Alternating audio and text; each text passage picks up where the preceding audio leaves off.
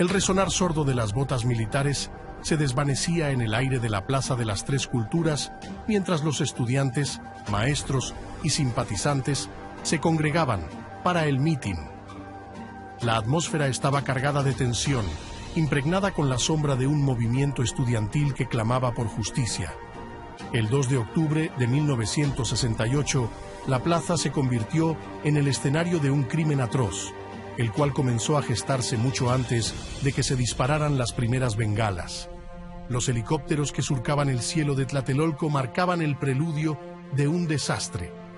Las bengalas verdes iluminaron el ocaso, pero no como un anuncio festivo, sino como el inicio de una tragedia.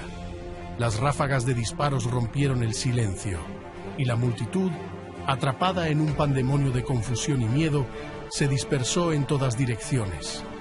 El Consejo Nacional de Huelga, encargado de coordinar las protestas estudiantiles, luchaba por restablecer el orden mientras el caos se apoderaba de la plaza.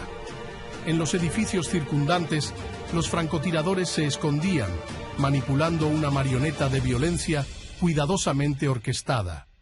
Las versiones de quién disparó primero se enredaban en una madera de contradicciones, alimentando la especulación y el misterio.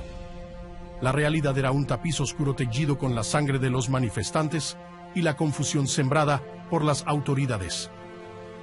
El Batalón Olimpia, una entidad secreta cuyos intereses se proyectaban sobre la seguridad de los Juegos Olímpicos, avanzó como una fuerza ominosa hacia la plaza. Los guantes blancos, que llevaban sus miembros una macabra declaración de sumisión, contrastaban con la oscuridad de la noche. El asalto que siguió dejó un rastro de cuerpos caídos, heridos y desesperación.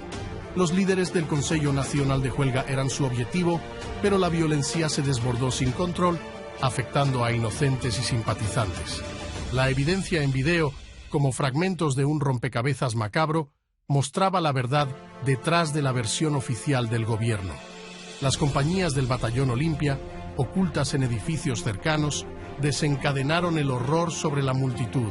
La masacre continuó durante la noche, las sombras de los militares y policías se proyectaban en los edificios mientras operaban casa por casa. El final de esta trama desgarradora tuvo lugar con la mañana. Los cuerpos, en su mayoría de personas que no tenían conexión con el movimiento estudiantil, yacían en el convento junto a la iglesia.